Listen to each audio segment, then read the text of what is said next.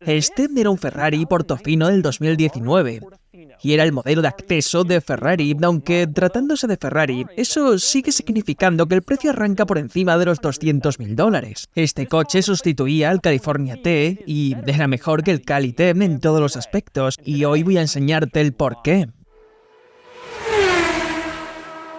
He tomado prestado este Ferrari en Newport Beach, en Ferrari Heaven, aquí en el condado de Orange, en el sur de California, donde las entregas del Portofino acababan de comenzar. Este coche acababa de salir a la venta.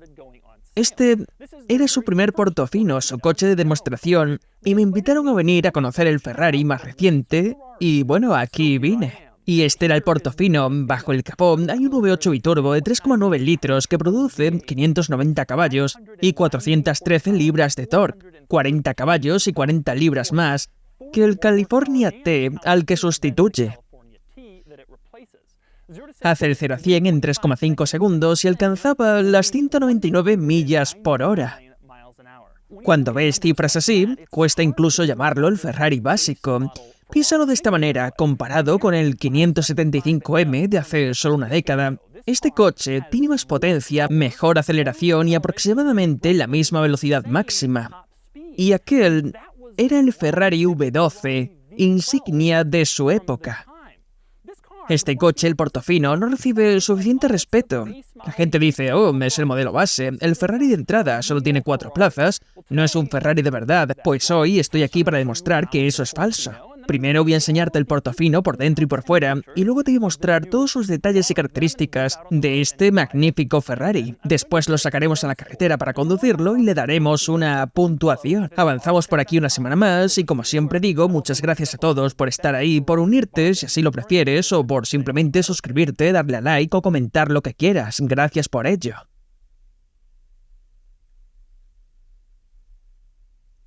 Voy a empezar con los detalles y características en el interior del Portofino. Cuando entras en el coche, tienes la brillante llave roja de Ferrari que acabas de usar para desbloquear las puertas y puedes guardarla en el bolsillo, pero no tienes por qué hacerlo. Si quieres que la llave esté presente durante la conducción, hay una pequeña ranura forrada de terciopelo en la consola central. Puedes colocarla ahí para ver siempre tu llave Ferrari mientras conduces.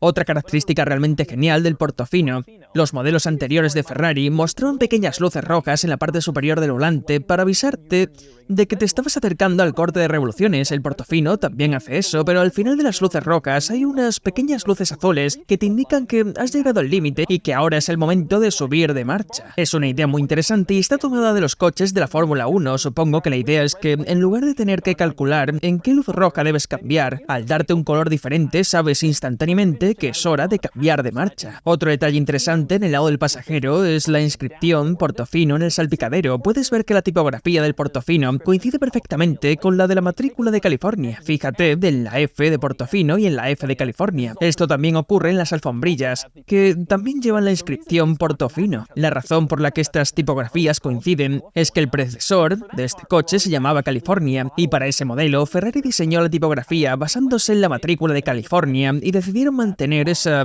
fuente para el Portofino.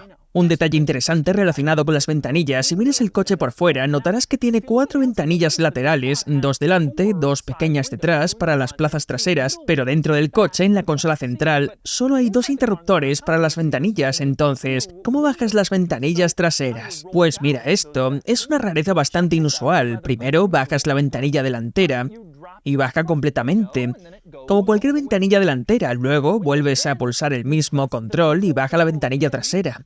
La ventanilla delantera tiene que estar completamente bajada antes de poder bajar la trasera, pero es el mismo interruptor para ambas. Y es la misma historia para subir las ventanillas. Tiras de este interruptor para que se suba la segunda. 2 ventanillas, un solo botón, una rareza curiosa.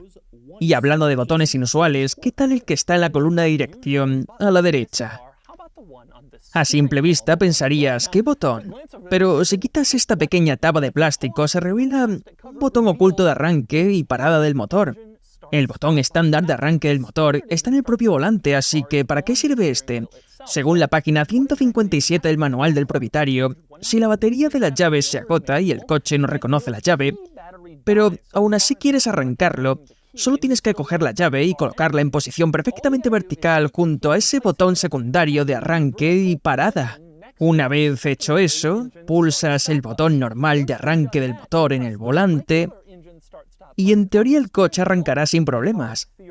Ahora bien, quizás te estés preguntando si estás sosteniendo la llave verticalmente junto a ese botón, ¿por qué no pulsar directamente ese botón? Pues en realidad el manual da a entender que ese botón no sirve para arrancar el coche, solo el botón rojo del volante puede hacerlo. Eso sí, el manual especifica que el pequeño botón de la columna de dirección puede usarse para apagar el coche en una situación de emergencia. Por ejemplo, si el botón rojo del volante no funciona, pero aparentemente no puede encenderlo. Otro elemento bastante interesante son los controles de los asientos. Si miras en el lateral del asiento, verás algunos pequeños mandos para las funciones básicas. Mover el asiento hacia adelante, hacia atrás, arriba, abajo, etc. Pero eso no es todo. Si pulsas ese pequeño botón en el lateral del asiento, aparecen los controles del asiento en el sistema de multimedia y entonces se abre un mundo completamente nuevo de ajustes. Al parecer, Ferrari decidió que sus asientos se han vuelto tan complejos, con tantas funciones distintas, que resulta más fácil ajustarlos desde la pantalla. Así puedes ajustar los apoyos laterales, el soporte para los muslos y el soporte lumbar directamente desde la pantalla, en lugar de tener que buscar a tientas pequeños botones que ni siquiera puedes ver en el lateral del asiento. Eso tiene bastante sentido. Un detalle interesante aquí es que el menú de control de los asientos en el sistema de multimedia incluye los controles de los asientos calefactados. Aunque Ferrari no los llama asientos calefactados, Ferrari los llama confort térmico, que es una forma graciosa de decirlo. He sido muy crítico con los controles de los asientos calefactados dentro de la pantalla, porque deberían ser un simple botón. Pero si vas a hacerlo así, esta es la mejor forma. Pulsas un pequeño botón en el lateral del asiento, aparece el menú y listo, en lugar de tener que navegar por 5 menús distintos para encontrarlo. Los controles del climatizador tienen una idea interesante. Hay botones y mandos normales para cambiar el clima, subir o bajar la ventilación, la temperatura, todo eso, si quieres usar controles tradicionales, pero esas funciones son relativamente limitadas. Si quieres hacer más ajustes, hay un menú de climatización en el sistema de multimedia. En ese menú tienes más opciones, los botones son más grandes, las pantallas son más grandes y todo se ve mejor. Así que hay una especie de pantalla secundaria de climatización que actúa como respaldo si los controles simples no son suficientes. Una cosa que me gusta del control de climatización es la pantalla del cuadro de instrumentos, y sería como cambia la temperatura. En lugar de un mando giratorio, es como un deslizador que puedes mover hacia caliente o frío. Simplemente deslizas por un gráfico gradual y se cambia. Y hablando de la pantalla multimedia, hay bastantes rarezas interesantes ahí dentro. Una de ellas es el sistema de navegación y sus puntos de interés. Este coche tiene una lista increíblemente completa de puntos de interés que puede mostrar mientras conduces. Para empezar, me encanta que el icono de los terminales de ferry tenga la imagen de un Ferrari dentro de un contenedor de transporte. Es un detalle divertido. Pero los puntos de interés van mucho más allá. Por ejemplo, puedes hacer que el sistema de navegación te muestre tiendas Ferrari mientras conduces. Puedes hacer que te muestre embajadas a lo largo de tu recorrido. Puedes hacer que te muestre cementerios. Así que si vas conduciendo tu Ferrari y quieres ver cómo aparecen cementerios en la pantalla, puedes hacerlo. También puede mostrar museos Ferrari, museos Enzo Ferrari, que al parecer no son lo mismo que los museos Ferrari normales. Pero mi favorito personal está casi al final de la lista, y son las boleras. Si alguna vez conduces tu Ferrari y piensas, no tengo ni idea de dónde hay una bolera, puedes configurar el sistema para que te muestre boleras cercanas mientras conduces. Y es un detalle extraño. Otro detalle interesante que noté en este coche es que se apaga solo. Tuve el coche a ralentí durante unos 8 minutos mientras grababa distintas cosas a su alrededor y después de un rato empezó a emitir pitidos. Miré el cuadro de instrumentos y había una cuenta atrás que decía algo así como el coche se apagará en X segundos. Al parecer les preocupa que puedas dejarlo encendido y olvidarte, así que después de un tiempo se apaga solo para evitar que se quede sin combustible. ¿Quién lo diría? No tengo ni idea y sospecho que la mayoría de los propietarios de Ferrari tampoco, ya que la mayoría no dejan el coche a ralentí durante tanto tiempo. Por desgracia, este coche tiene asientos traseros, y digo por desgracia porque en los coches de 2 puertas con asientos traseros se ha convertido casi en un meme que yo me subo atrás. Y este coche tiene algunos de los asientos traseros más pequeños de toda la industria. He movido el asiento delantero todo lo adelante que puede ir, y ahora voy a subirme a los asientos traseros con el asiento delantero completamente adelantado. No es muy difícil entrar, especialmente con el techo bajado, pero vuelvo a colocar el asiento delantero y no hay espacio alguno. El asiento vuelve automáticamente a la posición en la que estaba antes y no tengo ningún sitio. No hay ninguna posibilidad de que un adulto razonable pueda viajar aquí atrás, pero claro, estos asientos no fueron diseñados para que personas adultas de 1,90 m y tantos se sienten detrás. Son más bien asientos auxiliares, por si los necesitas en un apuro o para llevar a un niño pequeño. Ahora bien, hay dos detalles interesantes en los asientos traseros que merecen la pena. Uno es que este coche tiene anclajes para sillas infantiles. Normalmente estos anclajes son unas piezas de plástico feas que sobresalen del asiento, pero en este coche los han cubierto con una bonita pieza de cuero para que ninguna parte del interior resulte fea. Si realmente quieres usar los anclajes, cosa que nadie hará, puedes retirar esa pequeña cubierta de cuero y anclar la silla infantil, pero cuando asumen que la mayoría no lo hará, dejan el cuero puesto para que se vea mejor, y eso es una buena atención al detalle. Otro detalle interesante en los asientos traseros, si miras justo detrás de ellos, verás algo marcado como barra antivuelco desplegable. Quizás no lo sepas, pero por ley los descapotables deben tener barras antivuelco que se disparan cuando detectan un vuelco. Hay cargas explosivas ahí detrás que atraviesan su cubierta de plástico y pueden soportar el peso del coche. Si este coche empieza a volcar o detecta que las 4 ruedas se despegan del suelo, la barra antivuelco se disparará con la explosión más violenta que hayas oído nunca para garantizar la seguridad de los ocupantes y evitar que el coche colapse sobre ellos. Es interesante y algo que nunca querría ver en acción. Pasamos al maletero y hay un par de cosas interesantes. Una de ellas es que, oculto bajo el caballo de Ferrari encima de la matrícula, hay un pequeño espacio donde puedes conectar un mantenedor de batería, un cargador lento. Ferrari sabe que estos coches suelen pasar largos periodos sin usarse porque sus propietarios tienen muchos otros coches y solo los sacan en ocasiones especiales. Para que la batería no se descargue, muchos propietarios los conectan a un mantenedor de batería. En lugar de obligarte a instalar uno por tu cuenta, Ferrari ahora incluye mantenedores de batería en muchos de sus coches, incluido este. Lo siguiente interesante del maletero es que se abre como un maletero normal, simplemente lo abres y se levanta. Puede que ahora no te parezcan nada especial, pero dame un momento y te mostraré por qué es algo sorprendente. Ya que estamos aquí dentro, vamos a comenzar con algunas cosas interesantes, y una es que hay una placa en el techo del maletero que muestra todas las opciones, extras y características del coche. La placa incluso incluye todos los códigos de opciones. Así que sabes exactamente con qué está equipado el vehículo, lo cual es bastante interesante. Otra cosa curiosa es una especie de cubierta forrada de tela que está en el centro del maletero. Quizás te preguntes para qué sirve. Indica cuánto espacio necesita el techo para plegarse. Si la cubierta está en la posición baja, el techo puede abrirse completamente y el coche puede ponerse en modo descapotable. Si colocas la cubierta en posición alta, tienes más espacio para equipaje. Así que si quieres hacer un viaje largo y meter más cosas, simplemente subes la cubierta y tienes más espacio. Pero cuando la cubierta está en la posición alta, el techo no puede bajarse, así que si quieres circular con todo tu equipaje en el maletero del Portofino, tienes que asegurarte de que cabe por debajo de la cubierta en su posición baja o no podrás bajar el techo. Otra cosa interesante que encontrarás en el maletero, si tiras de esta pequeña cinta de cuero y levantas la moqueta, encontrarás el kit de herramientas. Sí, este coche viene con herramientas y fusibles para que puedas repararlo en el arcén de la carretera, incluso incluye un par de guantes para que no tengas que ensuciarte las manos mientras haces una reparación de emergencia en tu Portofino. El siguiente elemento interesante de este coche es el funcionamiento del techo. Para subir el techo simplemente pulsas un pequeño botón en la consola central, bastante sencillo, y el techo empieza a cerrarse. Después ocurren algunas cosas bastante interesantes y una de ellas es que el panel del maletero se levanta para permitir que el techo encaje en su sitio. Menciono que esto es bastante inusual porque hace un momento tenía el maletero abierto como un maletero normal, pero cuando el techo se está abriendo o cerrando, el maletero se abre en la dirección completamente opuesta para dejar pasar el techo y sinceramente es una auténtica obra de ingeniería. Así que teniendo eso en cuenta, vamos a ver el funcionamiento del techo.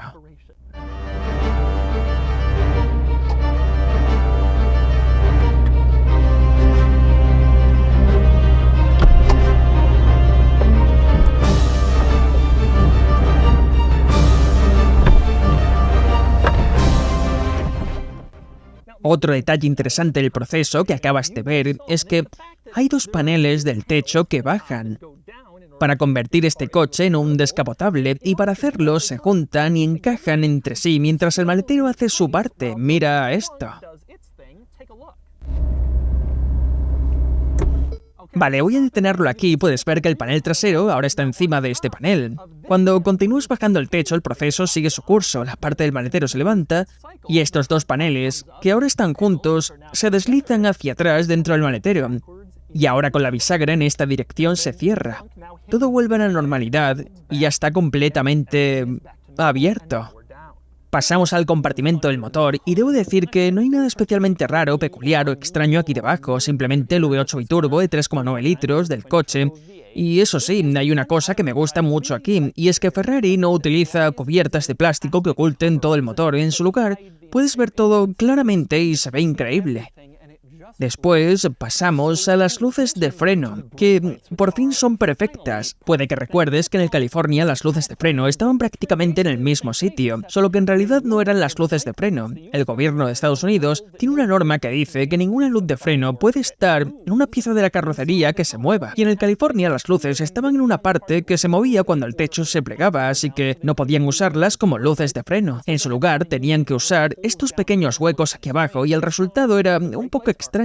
Esta vez las luces de freno están fijas y están justo aquí, y quedan muy bien, y son estos dos pequeños círculos a cada lado y son muy bonitas. Cuando activas el intermitente, la señal está dentro de la luz de freno y parpadea exactamente como esperarías que lo hiciera un intermitente, y nada especialmente raro en eso. Mientras sigo fuera del coche, quiero hablar del diseño general. He elegido este ángulo porque creo que es el más bonito del coche, aunque sinceramente es difícil elegir uno, porque este coche tiene muchos ángulos espectaculares. Personalmente el Portofino me parece precioso, especialmente con el techo bajado. El primer California, el original de 2009, era un poco extraño visualmente, todos estábamos de acuerdo en eso. El California T fue una mejora enorme, pero este es un coche realmente precioso, con un diseño simple, limpio, que me encanta. Puede que fuera el Ferrari de acceso, pero también creo sinceramente que era uno de los Ferraris más bonitos fabricados en los últimos 20 años. Y siguiendo con la idea de que este es un Ferrari auténtico y realmente impresionante, este coche también tiene el sonido de escape que esperarías de un Ferrari de verdad. Escucha esto.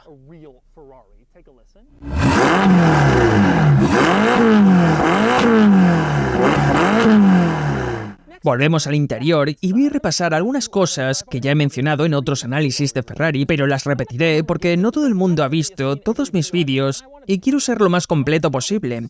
Voy a empezar por el volante. El objetivo de Ferrari con este coche y con todos sus modelos modernos es poner prácticamente todo en el volante, para que el conductor no tenga que quitar las manos del volante mientras conduce, lo cual es una idea muy buena. Como resultado, absolutamente todo está en el volante, incluidos los intermitentes. En tu coche activas los intermitentes con una palanca detrás del volante, pero en este coche están integrados en el propio volante, uno a la izquierda y otro a la derecha, pequeños botones que puedes pulsar con los pulgares sin mover las manos del volante. Otro elemento que quiero mencionar, por ser exhaustivo, son las pequeñas pantallas dentro del cuadro instrumentos del Portofino.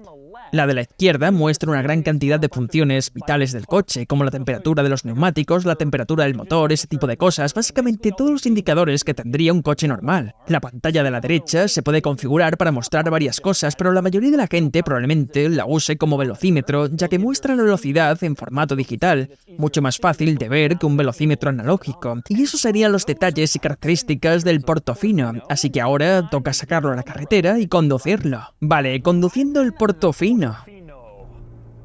La primera impresión es que se siente muy sólido, se nota que está muy bien construido, no hay ninguna imprecisión en la dirección, lo cual es inusual, porque ese ha sido uno de mis reproches a algunos Ferraris modernos. La segunda impresión es que el sonido es increíble. ¡Wow! Es curioso, mucha gente dice que el California T es un Ferrari inferior. Bueno, creo que me encanta el sonido, suena como un 430 o un 458 de los buenos tiempos. Creo que Ferrari me ha escuchado mucho de las quejas sobre los motores turbo, que no suenan tan bien, pues aquí no pasa eso, los cambios de marcha son instantáneos, completamente instantáneos, ocurren en un instante. Casi ni te das cuenta, es un momento. La dirección es Lo que más me ha impresionado, el coche gira con una precisión tremenda. Durante los últimos 20 años, muchos Ferraris tenían una dirección demasiado ligera. Esta sigue siendo ligera comparada con coches antiguos, con direcciones más directas, pero se siente extremadamente precisa. Sientes que tienes el control total y eso me gusta. No esperaba que el Portofino se sintiera tan cómodo, como si estuvieras parado. Es maravilloso. No hay vibraciones, ni sacudidas, ni nada que asociarías a eso. A pesar de que ofrece cifras propias de un superdeportivo, el interior tiene unos materiales y una calidad muy buena. Cada material tiene muy buena calidad. No hay plástico y el sonido es muy bueno. No puedo creer lo bien que suena.